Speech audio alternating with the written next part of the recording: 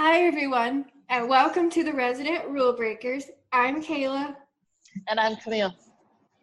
And on today's podcast, we will be discussing episode 318, So Long, Don Long. The episode with the mother of all surgery patient where she passes away. Very sad. Yeah, it's just sad. But it's also the episode where Kit's son-in-law makes his daughter and granddaughter made their debut.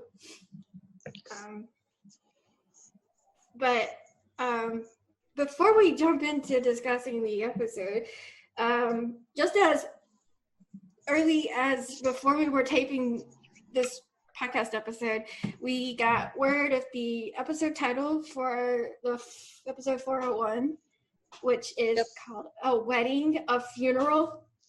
And we know what wedding they're referring to. We all seen the photos at this point. But how to get married. Yeah, the funeral part, like they've hinted that someone was going to get sick, but they never really hinted at someone dying. I don't know. I hope that nobody we like dies. But it says a funeral, which means a funeral of someone. But they are referencing, they're going to, the COVID part is trying to honor the people that have, the healthcare workers and stuff that have died from this while trying to treat other people. And I saw a video on TikTok and it makes me cry because it's a lot of healthcare workers who's talking about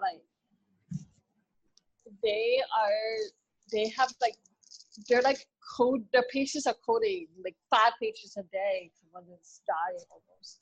These are COVID ICU nurses, COVID doctors, etc. And it's sad because when you hear their stories, it's like they are burnt out. You sign up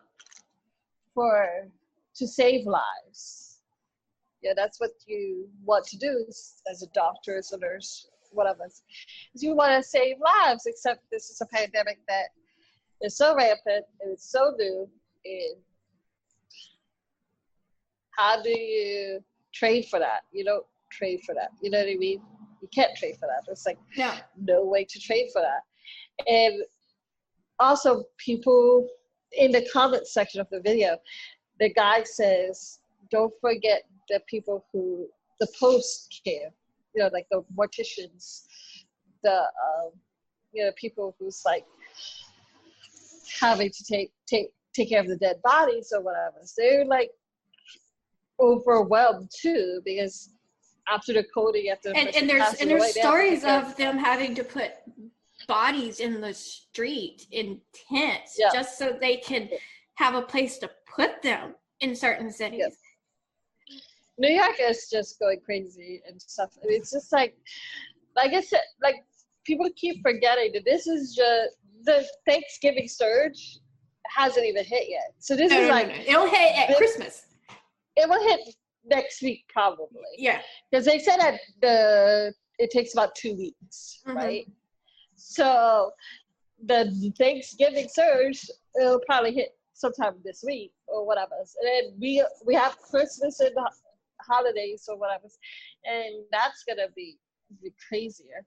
But yeah, it's just people are. Well, I know here in South Carolina, a lot of people, they were urging people to get tested prior to celebrating Thanksgiving, but the positivity rate from those tests was 21%.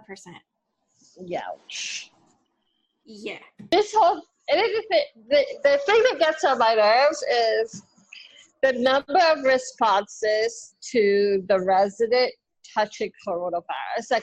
We don't want to see it. We see it all the time. We don't want to talk about it. Why we gotta talk about it on the record? You're talking to this medical drama in particular pulls right out of the headlines. There's a photo, and we're going to go in here in a minute. The promotional photos that they released this week. One, obviously, we had the wedding photos, but two, there were other photos they released of them, the COVID storyline. In the PPE. in the PPE. And there's a photo of Nick and Conrad that's based off a real photo that was in a news article. And it was Amy's real inspiration for the entire plot line. Yep. And there's a side-by-side comparison on her Instagram if you want to look at it. Yep. But it's really cool to see that. And so you can go check that out. I don't know how people expect medical dramas not to talk about the biggest medical drama. I know, real right? life medical. And it's like, in particular, this one where it just rips stuff from the headlines and takes it on. And yeah, you're watching the wrong show if you think this is going to be ignored. Sorry. You're watching the wrong genre. You're watching the wrong genre. Like, and the thing about it is, Amy has said from the beginning, this is only for one episode. So, like, this isn't going to be like Grey's Anatomy. Grey's Anatomy is, like, stretching out the damn COVID storyline. And I'm sitting there going, like, seriously? 4 episodes in, we're still watching. But the resident is in a coma. The resident is going to do something. In particular, they're going to be talking about COVID in flashbacks. And the majority of the season actually is going to be taking place in a post-COVID world where they've handled COVID, they've taken care of COVID, including the Connie wedding. Yep. So like I said, deal with it for like a half an hour, maybe half an episode, because since obviously the first, some part of the episode is going to be like after COVID. But yeah, come on, you guys. Just like I am dreading watching January 12th, because I imagine like 100+ comments going, "Why are we talking about COVID?" I'm like, shut well, it's not like we didn't warn you. I know. It's like, really? We've warned you since what, June at this point? Sorry, but they weren't. They talked about it in the season finale of season 3. I mean, like, hello, what did you think? They snuck in the word coronavirus in the season finale. Exactly. Okay, but the one thing that I realized is that we've gotten the title and the photos, but we have no official plot synopsis for the premiere. Like, there's a press release that they gave when they announced the air date, but there's no like episode synopsis. It'll probably come in about 2 weeks, right at Christmas time. Yeah, our Christmas gift. So that's the one. Like, so it's like the one thing that's missing out of all this that I noticed. But I wanted to mention one thing, and it's because November just ended, and I check the stats quite frequently. But at the beginning of the new month, I always tally up what happened for the previous month. And the one thing I noticed when I tallied up everything since we started the podcast was that we're getting close to the 10,000 download mark. I just wanted to be transparent with that because it's a big milestone for a podcast to break that. Thanks for listening to us. It's kind of flattering and a little bit weird because I'm sitting there going, I still get shocked. I'm like, people are listening to us? People, like I was saying, yeah, we're both very grateful. So, because we started this back in March of 2019. We had this huge 1.5 break or whatever. Year break. And came back, and we've been recording, obviously all the way through hiatus here. And we'll follow you all the way through the next season. And we're excited to see the success. And when we do break 10,000, believe me, I'll let you know. And we'll celebrate virtually because, we're still a What are we going to do? Have a little, like, what is that? With party thingamajiggies? Party blowers or something? Yeah. It's a milestone, though, nonetheless. But thank you, everyone. Into the episode discussion. 318, So Long Dong Long, was written by Andrew Chapman and Nate O'Mahony. Yep. Directed by Vanessa Parise. The episode title comes from obviously Dawn. The patient. Yeah. Obviously, the beginning of the episode, Devin finds her in this vent farm, this LTAC facility, which is long-term acute care for people who wanted to know what that actually stood for. Yep. And she's been there for 6 months, with the exception of me going back and forth to Chastain because she's been on the ventilator the entire time. Ventilators cause issues. With her, she gets a rash, and then what Cain thought it was pneumonia, which is a very common thing for a ventilator patient. But it turns out that this is Candida auris making its appearance, which, as you know, if you listen to our podcast on the season 3 finale that we did early in the year, you know Candida auris is a highly contagious, touch-borne illness. But once it's touched and you touch something, it's gonna spread, because that's how it does. It's touch, right? It's not airborne like they mentioned in the like coronavirus. So anyway, but Cain was very. Let's just say Nick and Devin were very. I don't know how to say it, put off about how Cain was being about it. He kept her alive. It was just like not caring. I mean, especially considering like this is his patient or whatever. It's kind of, well, I would say not surprising, because Cain doesn't exactly, give off caring vibes. But anyway, yeah, he's for me, I just had the whole what's that called? The whole IV antibiotics. But like, God, how long was that? Like 10 weeks? It's been a while. And so I too, like Don Long, would have bruises and rash. Well, luckily it wasn't a rash. But yeah, it's like those things after like a long period of time, they like it takes a toll on your body and stuff. Candida auris, it's all the thing is that Candida auris isn't airborne. So the only way that it could have been transferred was if through the equipment. So like that's one big difference between coronavirus and which makes us question what they were doing in this vent farm for this to have spread the way it did. And how many other people in the vent farm died from Candida auris. Yeah.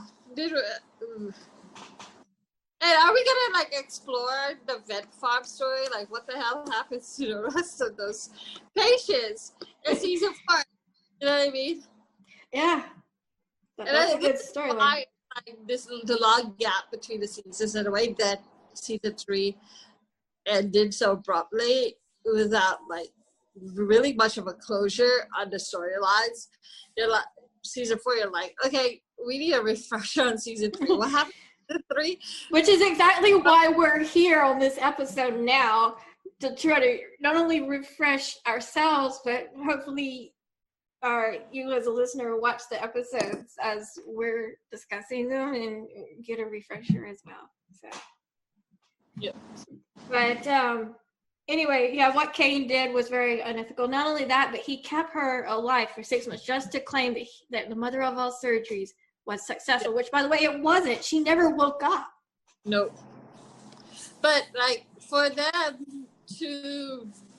to be a victory or a success or whatever, the patient has to be alive for 6 months.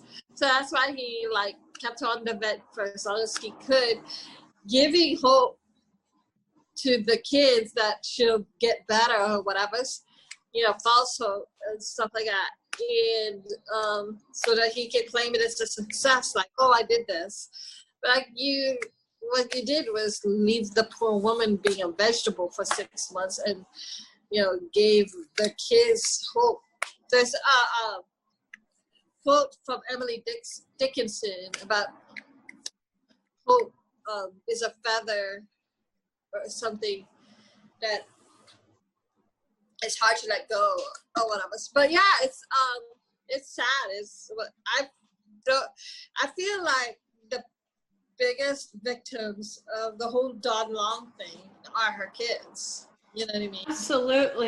Absolutely. And like the older ones are old enough to where they can be on their own and, you know, and everything. But they have younger siblings who they now have to be parents to instead of siblings. Yeah. That should not be the way that it works. So that's it. Yeah, that's, like I said, I feel like out of all the whole storyline, that's who I feel most bad for, is the kids. When they laid on her bed as she, like, you know, she said goodbye to her or whatever, it broke my heart. Especially, you know, when the youngest one was like, you know, lay on top of her. That whole scene where, like, the youngest crawls up to the mom and hugs her as, like, they take the ventilator off, and, like, they're, I think, like, praying or something. I don't know what they were doing. But yeah, it was just, I can't imagine. And then, of course, there's the unicorn sticker, the infamous unicorn sticker that gets stuck on the ventilator, which we were, as you know, if you watch the episodes behind this one, it travels and you follow it. You can follow that ventilator. Over to Kit's son-in-law. Yeah. But Cain's real big mistake was that he didn't get to where they were cleaning up the room fast enough to warn them that there was a superbug in there. Yep.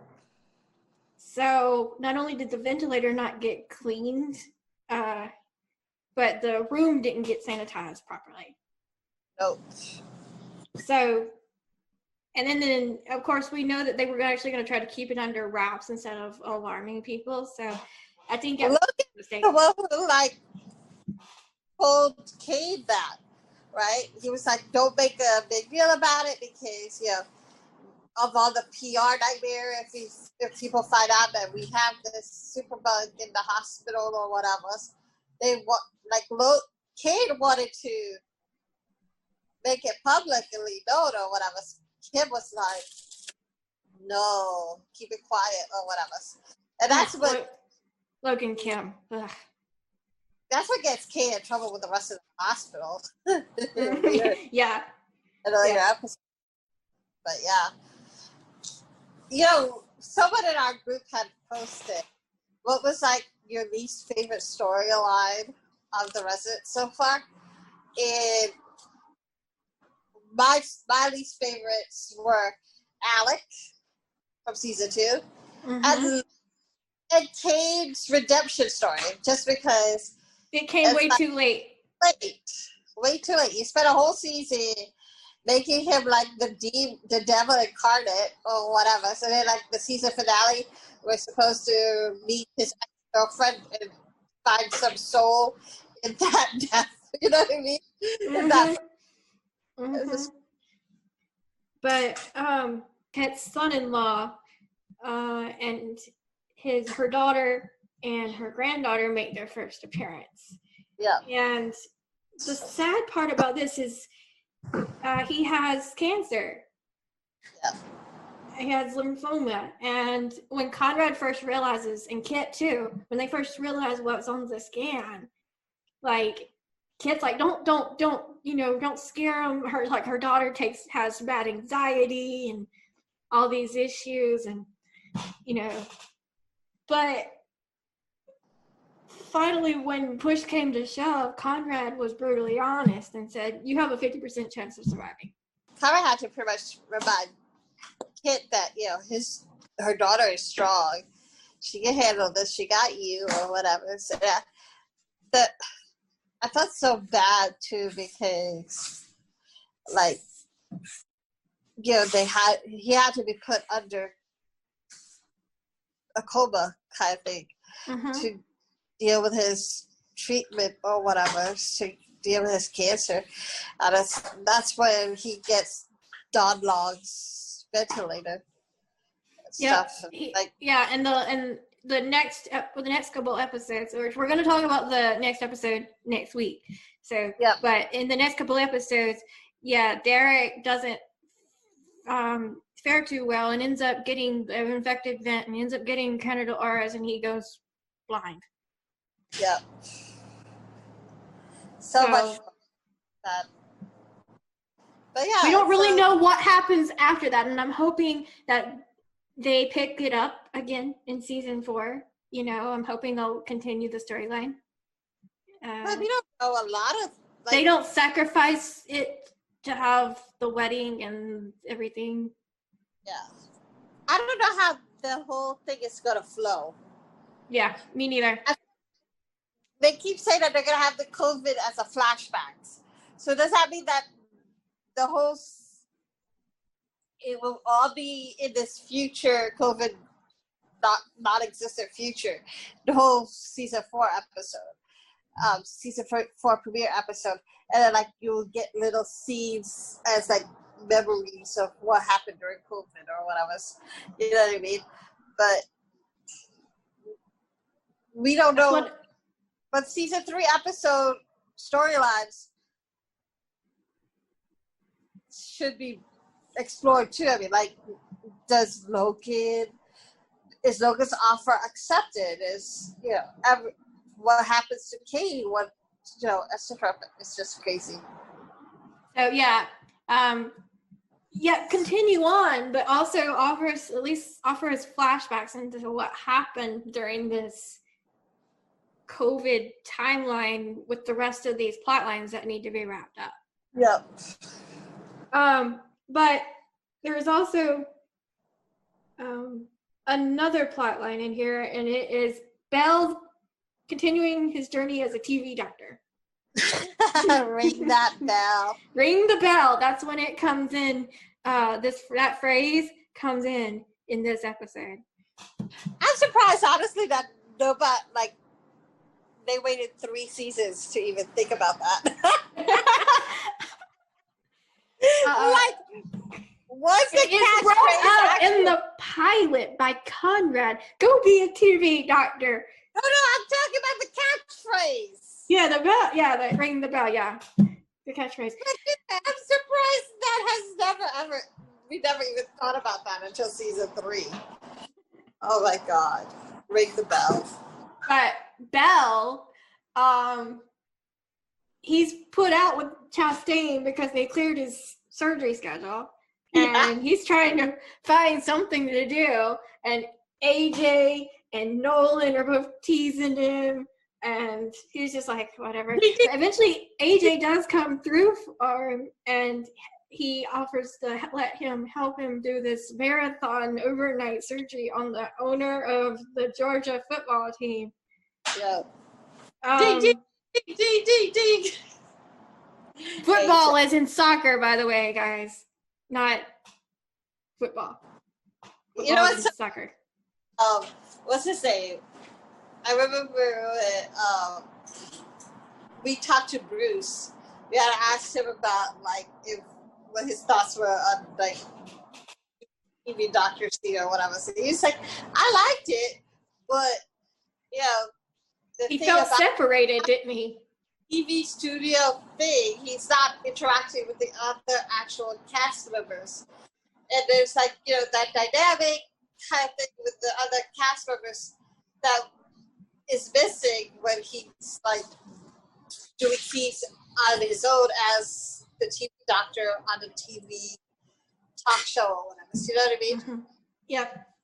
Yeah, so he felt separated. It's a good storyline, but I get where Bruce is coming from, where he says that his character is obviously off in his own dimension somewhere. We'll see where they take the storyline, you know. But obviously, no Mina was in this episode. This is one of the few episodes that Shonette is not in. Yeah. She wasn't in a lot of the end of season 3. Remember, she wasn't in a lot of season 3 episodes. I remember a lot of people were like, "Where's Shonette? Where's Spinner? Where's Spinner?" during season 3. And to me, personally, I too was like the same. Like, without Minna, the episode is just weird. Storylines are just weird. You know what I mean? Mm-hmm. So I'd love to actually know why there was no Nina, because she's a fan favorite character and is obviously noticed when she's not around. So Yep. But the reason why we promote Hulu is because Fox promotes Hulu, and Hulu actually, if you watch it within the first 7 days of airtime, it counts towards the ratings. Yeah. So there you go. That's another reason we really want as many people as possible, if they can't watch it live, to watch it on Hulu, because ratings matter. Without ratings, the show won't happen. So you want the show, you need to watch it. Bingo. Anyway, so getting off that soapbox, the Patreon account. Thank you to our 2 patrons that we have. If you want to know what we have planned, which we can't announce yet, probably within the next few weeks we will announce it, so stay tuned to our social media. But right now we can't. But there is a hint of what we are going to be announcing on our Patreon account. If you pay the $1 for the BTS tier or whatever, that little thing is still there. Our little hint of what we're about to post is still there. When we do post it, we're excited about what we're going to get to do. We just can't really reveal much more than that at the moment. Anyway, so Patreon is patreon.com/The Resident Podcast. So, yep. How to listen to us? There's multiple ways: Podbean, Apple Podcasts, Google Podcasts, Spotify, iHeartRadio, and of course our YouTube channel. And then obviously our social media, which we want you to follow, at least one of them. We have Facebook, which is the Facebook page, which is the Resident Rulebreakers podcast. And then we have our Facebook group, which is linked to the page. And you can go there. If you're not a member of the group, then you can join to answer all the questions. Please. Denied. Otherwise. We have to. We and then if you're in the group and you want a friend to be in there, they still have to answer all the questions. Yep. And then we have our Instagram account, which is @The_Resident Podcast. Camille has @The_Resident on Fox Fans, and I have @KBCountry37. And then our Twitter account, which is @Resident Podcast. We're trying to keep all 3 of them with the same content flowing. So if we miss one, sorry. Upcoming, we have one more podcast for 2020.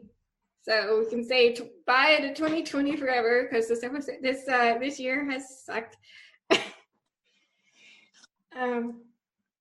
So we have one more podcast, and it'll be 319, which is Support System. Support System was written by Marquis Jackson, if y'all aren't aware. We interviewed Marquis a while back. So it'll be a good episode to finish the year off with and get us ready for 401. Well, there's 320, but we've already done it. Y'all can go back and listen to it if you want to. So until next week, I'm Kayla. And I'm Camille. Bye. Bye, guys.